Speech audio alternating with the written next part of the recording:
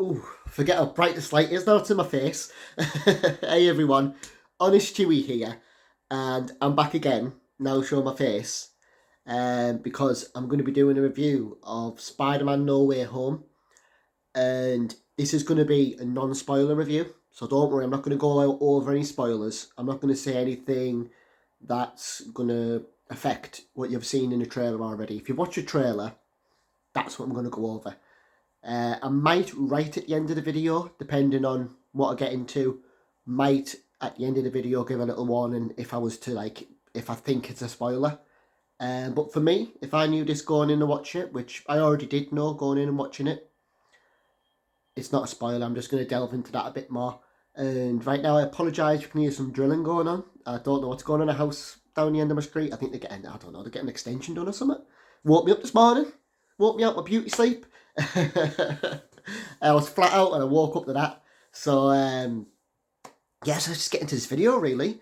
Pretty much, it starts how it left off from Far From Home. It starts from there. It starts like Mysterio, Jake Gyllenhaal. It's just his voice though, like what he said in the last one, exposing him, faking his, not faking his death, but getting the drones to shoot him. Um, and saying that Spider-Man killed him. And the first part of it is what you'd expect in a way, him dealing with the fact that everyone knows about his identity. Everybody knows Peter Parker, Spider-Man, and they now know as well who that Mary Jane was helping him. MJ, and that Ned, his friend, was helping him. Like everyone, his aunt, everyone's exposed, and it's a really deep dark beginning. Like it's a heavy emotional beginning straight away. Like you can see why he goes down the route of doing the spell. I thought it was just going to be, well, I could understand the spell anyway because obviously we all know Spider-Man hides his identity to protect his family and loved ones, isn't it? So obviously, especially what happened to his uncle. Um, it's That's why he does it.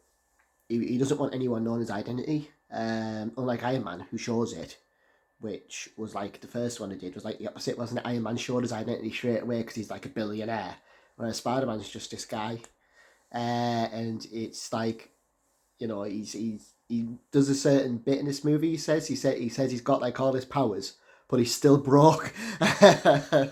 He said he's like he can lift up a truck and fling it, but he's broke. So it goes down that sort of route of obviously that with the identity you don't realise of wait a minute, this is just a kid really.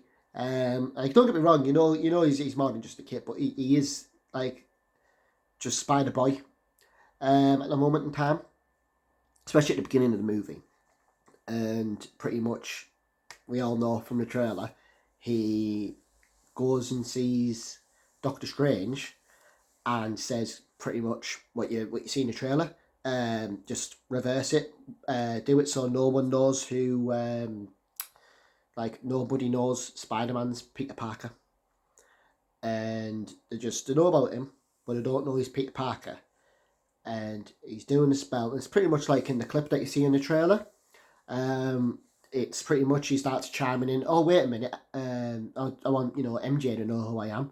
I want Ned to know who I am as he's doing it, messing up the spell. The main thing. Excuse me. I just had some Pepsi by the way. I came back up that. Um, and pretty much the main bit that I really understand, when you understand why he's saying it, but it's quite, he says about Mary Jane. Mary Jane? Whoa, Aunt May. Says about her. Because she, obviously everyone finds out, and it shows that getting her head around it, it sort of doesn't like show it properly. It skips that bit that he mentioned in the first movie, but it does show a sort of effect on her. Like she's sort of like, well, now you can help people, and that's really what this movie is about.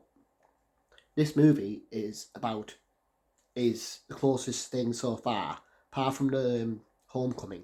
We've had two friendly neighborhood Spider-Man. Excuse me. This is like Spider-Man, Spider-Boy becoming Spider-Man. And it's the best way to describe this movie. Non-spoiler, best way to describe it is he becomes Spider-Man. Uh, and this is the Spider-Man I want. This is the one where he's just doing what's best for everyone, you know, and he's learning he can't always do what's best, and he can't always do the right thing. That's the best way to describe this movie. Because you'll see as it goes along, he has to make some really tough choices. And there is about 3 wow moments, if not 4. 4 wow moments. There is one that I was very happy happened, but I'm not going to say. But you'll see it. You'll be happy. And there was one I was, obviously, I will warn you, it's a sad one. But it's understandable. I knew where it was going. I didn't know they were going to do it in live action. I'm not going to say what. I'm going to be very careful what I say here. But all I'm going to say is I've played the PlayStation 4 Spider-Man, Marvel Spider-Man, and I kind of knew what was... Yeah, that's all I'm going to say. Obviously, people who haven't played the game, yous will be like surprised at what to do. But I knew, in a way. And it's brilliant. Willem Dafoe. My God, it's so good seeing Willem Dafoe back on the big screen, especially as Green Goblin. Oh, it just makes me want them to do Joker movie, like, you know, the Robert Pattinson they're doing, the Batman one. Everyone's saying the next thing to do, because obviously it's the Riddler in the first one, have Willem Dafoe play the Joker. I'd roll with it. I wouldn't even be bothered if it just skipped to him being an old Joker, because obviously he's a bit older. He's in his 60s, Willem Dafoe. Doesn't look it. Because there's a scene, this isn't a spoiler, this is a Green Goblin scene. You know how he is, he flips between his personalities. This isn't a spoiler. But there's a scene that you'll notice, and he's punching Willem Dafoe. And it's Joker scene, he's laughing as he's punching him. You know, like in Spiderman, the first one. He's laughing as Peter Parker's punching him. And it's really like, you look at it and you're kind of like, because obviously you're rooting for Peter, but you kind of root for him. Like, I'm kind of rooting for him because he's that good of an actor. He does the role that good. You're kind of like, well, yeah, and you know, I mean, this movie does do a good job of making you not root for anyone, but making you in the middle ground, which is where they want you to be. Making you in Doctor Strange's ground, because Doctor Strange, this isn't a spoiler, but I'll say, he's very much like, it's pretty much what gets said in the trailer.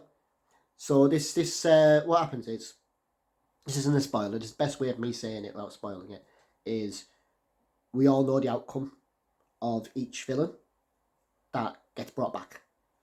I won't say who, but you'll know from the trailer. Them 3 villains from the trailer fall together. They die fighting Spider-Man in the Spider-Man movies. So obviously Green Goblin, Glider Impale, and obviously Doc Ock, we know, sacrifices himself at the end because he gets control of the chips again. And he actually realises how bad it is to actually have the power of the sun. And obviously, I'll say Sandman and Electro. Oh no, there's 5 altogether. There's the lizard. How can I forget about the lizard? No, we don't really discuss the lizard. His plan was rubbish. Turn everyone into lizards, really? Turn them into lizards? Seriously? And I'm not saying anything. I will say one thing though. The villains are in it. This isn't a mega spoiler, but you could class this bit I'm going to say as a spoiler. But first things first, I'm not going to say it yet, so this is okay. Is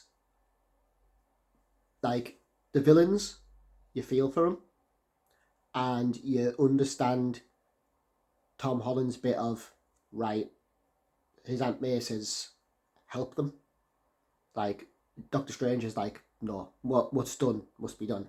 So if they die fighting Spider-Man in another universe, they die fighting Spider-Man in another universe. Tom Holland sees another way of, what if I can save him? And he wants, you know, obviously collect them all together. That's it. That's not a spoiler. This is glossing over it. This is glossing over like a little bit of it. This is literally the beginning. And anyway, Aunt May just says, you know, help them, and, you know, save them if you can. And this is where Willem Dafoe comes into it, and it's brilliant. Right, I'm going to leave that bit at that. What I'm going to say is what I was just about to say. Now, this could be classed as a spoiler, but obviously, if you know we all, burping again, we all know how many Spider-Mans are in the movie, right? There's, you'd have seen it from the image that got leaked. If you haven't seen the image that got leaked, and click off the video now. But all it is we know Andrew Garfield, Tobey Maguire are in it as Spider-Man, right?